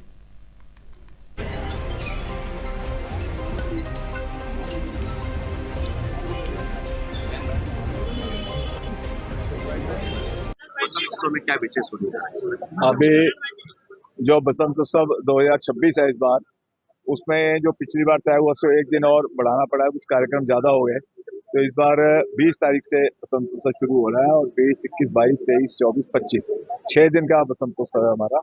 और इस बसंत उत्सव में ध्वजारोहण के साथ ही एक जो ऐड किया है नया, वो एक मैराथन करी है। स्कूली जो बच्चे हैं उन्हें थोड़ा सा प्रोत्साहन के लिए है। उसमें अंडर 14 और अंडर 19 बॉयज एंड गर्ल्स में 4 कैटेगरी में मैराथन होगी। इसमें वो एक नया प्रोग्राम इनसे जोड़ा है। बाकी जो हमारे बैडमिंटन प्रतियोगिता इस बार नई जोड़ी है, इसमें बैडमिंटन कंपटीशन भी होगा, वो भी काफी बड़ा प्रोग्राम है। उसमें भी शायद 2 कोर्स करने पड़ेंगे हमारे को। और इसके बाद दंगल प्रतियोगिता हमारा जो है वो चल ही रहा है प्रोग्राम, और मटकी फोड़ प्रतियोगिता हमारा प्रोग्राम है। और स्कूल के बच्चों को कल्चरल एक्टिविटीज से जोड़ने के लिए वो एक हर साल हम प्रोग्राम कराते हैं। वो प्रोग्राम यहीं पर जो हमारा पंडाल है यहीं पर होगा। और संस्कृत के बच्चों का पिछले साल से हमने शुरू किया, जो संस्कृत के बच्चे हैं वो भी स्पोर्ट्स में रहे, ताकि मेन स्ट्रीम में वो बच्चों की तरह जैसे और स्कूलों के बच्चे हैं, तो संस्कृत के स्कूल के बच्चों का भी प्रोग्राम जो है वो एक स्पोर्ट्स का है, वो भी हमने इस बार ऐड किया है। और बाकी मंदिर के प्रोग्राम जैसे 23 तारीख को बसंत पंचमी है, हमारी बहुत सुंदर भव्य शोभा यात्रा यहाँ पर नगर मुख्य मार्ग से होकर जाती है और भंडारा है। एक नंदिनी फाउंडेशन है और इस बार मेरे परिवार भी चलाते हैं इसको। वो जो जरूरतमंद कन्याएं हैं, जो निर्धन परिवार है, उनकी जरूरतमंद कन्याएं हैं, उन कन्याओं की शादी के लिए ओपन है। जितनी भी आएंगे उन कन्याओं की शादी पूरा सिस्टम से, विधि विधान से, जो दान दक्षिणा के साथ उसको विदा करते हैं, वो भी एक हम लोग बसंत पंचमी कार्यक्रम करते हैं। और एक पिछले कुछ समय से ब्लड डोनेशन का प्रोग्राम है, वो भी नोबल कॉज है। 400 यूनिट तक का इस बार टारगेट रखा गया है। उसमें राजीव विष्णु हमारे पार्षद है, वो उस प्रोग्राम को देखते हैं और वो भी हमारा ब्लड डोनेशन का कार्यक्रम भी होगा। और एक रस्सा कस्सी का प्रोग्राम इस बार नया रखा है। 40 के 40 वार्डों की जो है टीमें बनाई जाएंगी और हर पार्षदों के अंडर में पार्षद उसका टीम का नेतृत्व करेंगे और उनके रस्ता कस्सी का प्रोग्राम है जो बसंत पब्लिश करेंगे। खबर रामनगर से, जहां पे बुधवार की सुबह ग्राम पुछरी क्षेत्र में एक मजदूर की आग में झुलसने से दर्दनाक मौत हो गई है। घटना के बाद जहां एक और इलाके में हड़कंप मचा गया है, तो वहीं पुलिस भी मामले की जांच पड़ताल कर रही है। अब कहते हैं कि पुछरी क्षेत्र में पन्ना लाल नाम का एक व्यक्ति गाँव के किराए के मकान में अकेले रहता था और मजदूरी कर अपना भरण पोषण करता था। मंगलवार की रात वह गाँव के ही कुछ लोगों के साथ अपने घर के बाहर आग के बता दें कि हाथ ताप रहा था और तथा कुछ देर बाद वो अपने कमरे में चला गया। और आज सुबह उसके सहयोगी श्रमिकों ने उसे काम पर ले जाने के लिए उसके घर के बाहर पहुंचे और उसे आवाज दी। काफी देर तक कमरे से कोई आवाज नहीं आई तो लोगों ने अंदर जाकर देखा तो पन्नालाल रसोई में जलती हुई हालत में जमीन पर मृत पड़ा हुआ मिला। घटना की जानकारी पुलिस को दी गई और मौके पर पहुंची पुलिस ने जांच शुरू कर दी। तो वही फॉरेंसिक टीम ने भी मौके के भौगोलिक साक्ष्य लेकर घटना की जांच पड़ताल में जुटी हुई है। तो ये बड़े पन्नालाल जी, ये गाड़ी थोड़ी मजदूरी करता था। मैं मजदूरी करता था चौराहे पे से जी। और यहाँ किराए में रहता था? यहाँ किराए में रहते थे सर। अकेले ही था? अकेले ही थे सर।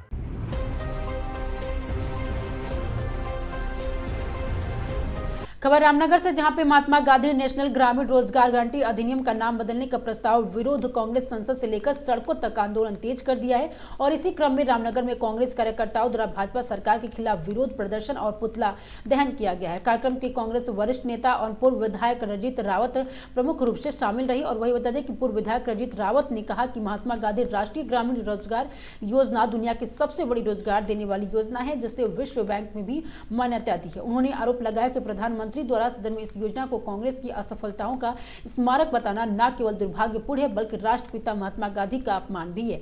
रंजीत रावत ने कहा कि कोरोना महामारी के दौरान जब देश भर में फैक्ट्रियां, दुकानें, स्कूल और अन्य रोजगार के सभी साधन बंद हो गए थे, तो उस कठिन समय में मनरेगा ही गरीबों और ग्रामीणों के लिए जीवन रेखा बना। लाखों लोग ने इस योजना के माध्यम से रोजगार मिला और उनके परिवार को भरण पोषण संभव हो सका। ऐसे जन कल्याणकारी योजना का नाम बदलने का प्रस्ताव मोदी सरकार में जन विरोधी मानसिकता को दर्शाता है। उन्होंने कहा कि मोदी सरकार की डबल इंजन सरकार लोकसभा में मनरेगा का नाम बदलने का प्रस्ताव लाई है, जिसका कांग्रेस देश भर में विरोध कर रही है। ये विरोध राष्ट्रपिता महात्मा गांधी के अपमान के खिलाफ है। पूर्व विधायक ने आरोप लगाया कि इससे पहले भी सरकार ने खादी ग्राम उद्योग के गांधी जी की तस्वीर हटाई, चरखे के साथ गांधी जी की पहचान को खत्म करने का प्रयास किया। अब मनरेगा से उसका नाम हटाने की कोशिश की जा रही है। रंजीत रावत ने तीखे शब्दों में कहा कि सरकार डरी हुई है और इतिहास को मिटाने का प्रयास कर रही है। उन्होंने कहा था कि महात्मा गांधी, जवाहरलाल नेहरू की इंदिरा गांधी और राजीव गांधी को देश के इतिहास और जनता के दिलों से हटाया नहीं जा सकता। देश के विकास को हर पन्ने और हर पत्थर पर इन नेताओं के नाम अंकित है। उन्होंने चेतावनी देते हुए कहा कि आज मनरेगा का नाम बदल जा रहा है, कल नोटों से गांधी जी की तस्वीर हटाने की भी कोशिश की जाएगी। कांग्रेस के ऐसे हर प्रयास को पुरजोर विरोध करेगी और इसी के तहत कांग्रेस कार्यकर्ताओं ने भाजपा सरकार का पुतला दहन कर अपना विरोध दर्ज कराया और सरकार के प्रस्ताव को वापस लेने की भी मांग की। जब हर रोजगार का रास्ता बंद हो गया था, हर फैक्ट्री, हर दुकान, हर स्कूल बंद हो गया था, उस समय मनरेगा ही थी जो लोगों को रोजगार दे रही थी। उस योजना का नाम बदलने का प्रस्ताव मोदी की डबल इंजन सरकार लोकसभा में लाई है। उसके विरोध में, राष्ट्रपिता महात्मा गांधी जी के इस अपमान के विरोध में कांग्रेस आज पूरे देश भर में इस सरकार का पुतला फूंक रही है। और हम चेताना चाहते हैं इस सरकार को। पहले इन्होंने खादी ग्रामोद्योग के झंडे से जो है महात्मा जी को हटाया, चरखे के साथ गांधी होते थे, लेकिन गांधी जी को हटा के चरखे को कर दिया। आज ये मनरेगा का नाम बदल रहे हैं, कल ये रुपए में से जो है गांधी जी की फोटो को हटाने का काम करेंगे। तो ये डरी हुई सरकार को हम चेताना चाहते हैं कि महात्मा गांधी, जवाहरलाल नेहरू जी, इंदिरा जी, राजीव जी, इनको आप कहां से हटाओगे, कहां से मिटाओगे? लोगों के दिल और दिमाग पर है। इस देश की विकास और इतिहास के हर पन्ने पर, विकास के हर पत्थर पर यह नाम अंकित है। तुम कहां से हटाओगे? इसलिए हम आज इनका विरोध कर रहे हैं।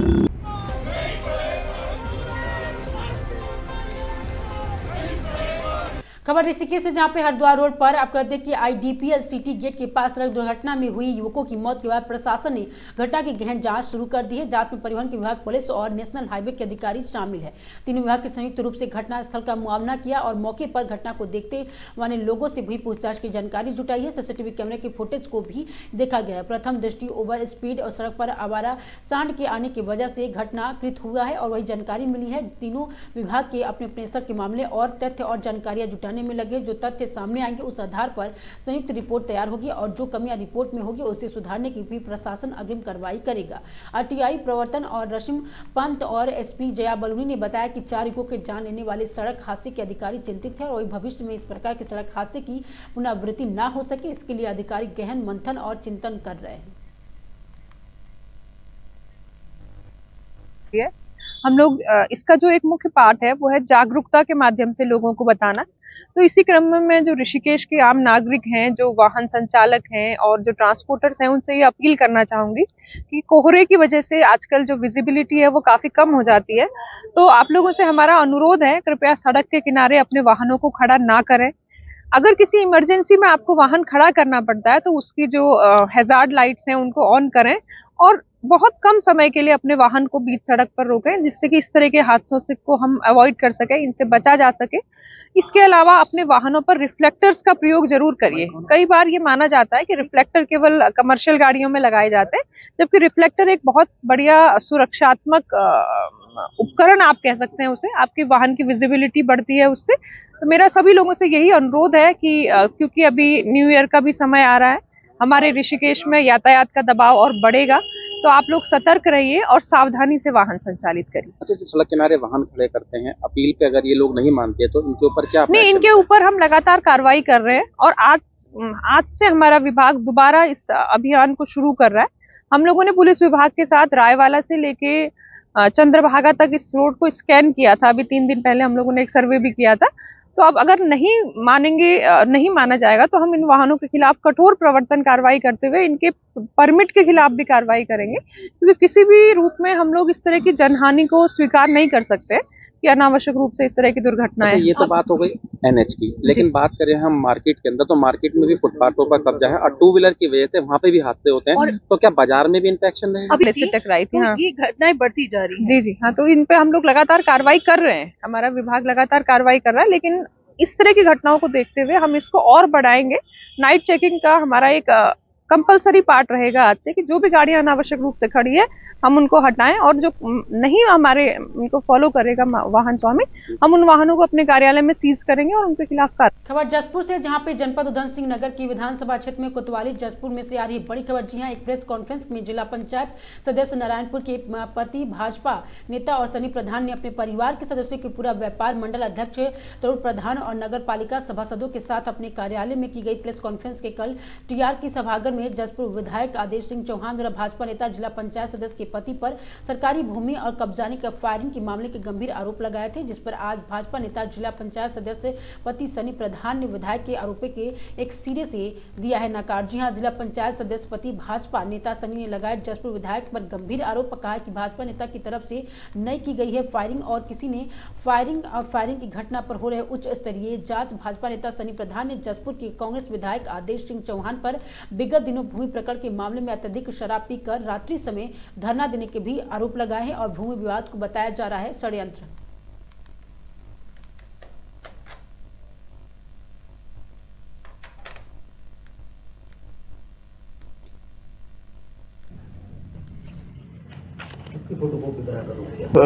नसीम खुली वीडियो में कह रहे थे कि नसीम भाई कह रहा है कि गोली चलाई। नसीम भाई बताओ। कोई गोली नहीं चली वहाँ, खाली इल्जाम लगाया जा रहा है। तो फिर इनका तो काम है झूठा इल्जाम लगाने का। ये नसीम भाई कह रहे हैं नसीम मेंबर साहब ने गोली चलाते हुए देखा, ये मेंबर साहब और जो नगर पालिका के 3 कर्मचारी हैं, EO साहब, राजीव रजनीश साहब, कि उन्होंने गोली चलाई। उन्होंने तो बयान भी दिए हैं अपने, कोई गोली नहीं चली वहाँ पे, इनके टेनिस थी अपने। हमारी भूमि है, भूमिधरी जमीन है, भूमिधरी जमीन हमारे परिवार की है, वो चाची ने हमारे, और ये इन्होंने मेरे रिश्तेदार हैं, इन्हें मैंने दिलवाई थी इनसे। जो दिलवाता है उसको राइट बनता है हर चीज़ का। दिलवाने के बाद चलो कोई बात नहीं, दिलवा दी। मैं मोटे वजह भूमिधरी जमीन है, दाखिल खारिज हो रही, मैं कब्जा लेने जाता हूँ अपना। कब्जा ले आने के बाद वहाँ पे सुबह 8:30 बजे समथिंग JCB में अपनी चलाता हूँ। चलो कोई बात नहीं, चल रही JCB, पूरे दिन काम चला। समथिंग 2 बजे मेरा किसी अपने ब्लॉक प्रमुख साहब के साथ दिल्ली का कोई काम था, मैं गाड़ी में बैठ के चला गया। बोले यार काम तो चली रहा, कोई दिक्कत वाली बात नहीं है। तो वहाँ पे जब मैं कांट पहुँचता हूँ तो मेरे पास फ़ोन आता है, बोले नगरपालिका टीम आई। मैं आन दो, कोई बात नहीं, अपना काम करने दो। नगरपालिका टीम आती है और EO साहब ने अपने उन्हें पटवारी जी को बुलाते हैं। पटवारी जी ने आकर नाप तोल करी, देखिए, बोले इनका काम ठीक है, बिल्कुल जेन्युइन काम है, करने दो। EO साहब भी रहते, बोले ठीक है जी, इनका काम सही है, ये भूमिधरी की ज़मीन है, इन्हें हम नहीं रोक पाएंगे। तो कोई बात नहीं। रात के मतलब दोपहर के 2 बजे नगरपालिका सभासद आते, कुछ सभासद ने आते हैं और चेयरमैन साहब को बुला रहे हैं, वहाँ काम रुकवा दिया। मैं कोई बात नहीं, रुकवा दो, हम तो भूमिधरी जमीन है हमारी। तो रुकवाने के बाद मैंने EO साहब से बात की, EO साहब बोले चेयरमैन साहब आए हुए, उनसे बात कर लो। चेयरमैन साहब से मेरी बात, चेयरमैन साहब बोले आप आ जाओ, जब आप आ जाओगे मैं काम देख लेंगे, अब राजस्व के पटवारी जी ठहरेंगे तो मैं अपना करवा दूँगा मैं आपका काम। मैं शाम को समथिंग 5:30 बजे आता हूँ। 5:30 बजे आकर मैं चेयरमैन साहब EO सभासद साहब को फ़ोन करता हूँ, मेंबर साहब को, मेंबर साहब मैं आ चुका हूँ, आप आ जाओ, आपने काम रुकवाया था, आप देख लो आके। तो बोले ठीक है साहब, मैं आ जाता हूँ। अब ये उन्हें ज़बरदस्ती दबाव बनाते हैं, ये डायरेक्टली धमकी दी मेंबर को। मैं क्यों धमकी दूंगा अपनी ज़मीन पे, जब मेरी भूमिधरी ज़मीन है, मैं क्यों धमकी दूंगा। चलो बात हो रही, यहाँ पर ख़त्म होने के बाद जब हम मेरे पे इनका पुलिस टीम पहुंची, वहाँ मैं पुलिस टीम से पूछा जी कोई बात नहीं, हम काम नहीं चला रहे, काम बंद कर देते हैं। वहाँ पर कई सारे लोग, इनके विधायक जी के भी आदमी खड़े थे, ये रोली की जो बात कर रहे हैं, खड़े उन्होंने रात के 10 बजे आदेश चौहान JCB लेकर पहुँचते, रात के 10 बजे नशे में दूध तो बिल्कुल बोलना भी नहीं जा रहा आपके कैमरे के माध्यम से, आप देख लो स्वयं। नशे में धुत और आटे जाली डोज चढ़ते, मारती थी उल्टी थी जाली डोज चढ़ते, मुझे नहीं प्रशासन को भी डरते, प्रशासन को भी उल्टा इधर टोतवाल साहब को बहन चो टोतवाल कह रहे हैं, उल्टी सीधे बयानबाजी कर रहे हैं, यो तो मोटा पेट वाला यो बता रहे हैं, इन्हें बात करने लहजा नहीं आता है किससे कैसे बात करनी चाहिए। आटे जेसीबी चला दी, मैं बोला जी आप जेसीबी चला रहे हो तो मुझसे गाली गलौज सुनने लगे आटे एकदम से, ओए तू कौन होता है यहाँ पे नेता बनने, साले भाजपा वाले तुम अपनी ढूंढर नदी जाओ, एक घंटे इन्होंने मुझसे बात करी, मेरी ढूंढर नदी बात है, हमारी जमीन है भूमि दे रही, हम तो डर चले गए थे। और ये गोली की बात जो कर रहा है, इनके वहाँ पर आज भी थे मोर्चे पे, पुलिस जांच कर रहा है, हम तो रह रहे पुलिस जांच कर रहे हैं, इन्होंने खुद वहाँ पे फायर लगवाए, मुझे जो शक है हमारी तरफ से कोई फायर नहीं हुए, मुझे शक है इनकी तरफ से फायर लगे हुए हैं जो मुझे बदनाम करने का काम कर रहे हैं। पुलिस की टीम भी वहाँ पहुंची, तो क्या वहाँ पर पुलिस की टीम जब पहुंचने के बाद चली रही, काम रुक गया, सब बंद हो गया, सब जिला बदल भी इनके साथ खड़े हैं, पुराने गैंगस्टर वाले आदमी रहे हैं इनके साथ, उन्होंने फायर कर दिया अंधेरे में, हमें बदनाम कर रहा हो। अब जमीन का मतलब मुकेश मेहता की एप्लीकेशन डाली थी तो उन्होंने हमारी खारिज कर दी। अब वजह क्या है, कहना मेरा उचित सही नहीं होगा। फिर क्रमानुसार हम जो है डीएम साहब और कमिश्नर के यहाँ पहुँचे, जो वहाँ हमारी सुनवाई बिल्कुल नहीं हुई, एप्लीकेशन खारिज हो गई। उसके बाद हम बोर्ड ऑफ रेवेन्यू में गए, जहाँ स्पष्ट निर्णय होता है, राजस्व की जो परिषद है उसमें जब हमने सारे अपने कागजात दिए, तब राजस्व ने पूरी पत्रावली का अवलोकन करके दोनों पक्षों को सुन के ये भूमि हमारे नाम वर्ग 1 में दर्ज कराई, उसकी आदेश मेरे पास है, वर्ग 1 में दर्ज हो गई थी और तहसील का अमल दरामद हो गया था, उसकी खतौनी मेरे पास। उसके बाद नगर पालिका हाईकोर्ट पहुंची थी, किसी कारणवश उस समय हमारे ताऊजी अगर आप अफसर हो गए थे, चाहते की तबीयत खराब थी, हमको अपना पक्ष पूरा नहीं रख पाते, तो हाईकोर्ट से जो है ये हमारे खिलाफ हो गया। देखिए एक बार नोटिफिकेशन जारी हुआ था, तो कब्जे के आधार पर राइट हमें और जमीन पे ही मिला है, प्रमाण है मेरे पास, जगतपट्टी कल्याण में DDI थी, समझ में नहीं आता कौन सा प्रेशर उन पर रहा है, चलो कोर्ट के खिलाफ कहना भी गलत है। और फिर हम हाईकोर्ट गए, हाईकोर्ट से हमारी कोई सुनवाई नहीं हुई, उन्होंने सिर्फ 2 लाइन का एक उसको दिया है बड़ा, उन्होंने कहते साहब आप इतनी लेट आए हो और जमीन तो बहुत कीमती हो गई है और लिहाजा है तो नगर पालिका की जमीन मिल जाए। भाई आप हमारी आपने फाइल ही नहीं पड़ी हमारी। अच्छा खैर हम अपना ये कहेंगे, हम अपना पक्ष मजबूती से नहीं रख पाए या हाईकोर्ट को हम समझा नहीं पाए, लिहाजा वो हमारे खिलाफ हो गया। रास्ता भी बंद नहीं है, हम पूरे कागज तैयारी पत्रावली लेके सुप्रीम कोर्ट जा रहे हैं, तो हम जा चुके हैं सुप्रीम कोर्ट, एप्लीकेशन हमारी जा चुकी है और पेपर उन्होंने मांगे, पेपर ले जाने की तैयारी देंगे। सुप्रीम कोर्ट जाओ। उत्तर प्रदेश उत्तराखंड खबरों में आज के लिए सिर्फ इतना ही। देखते रहिए आगाज टाइम।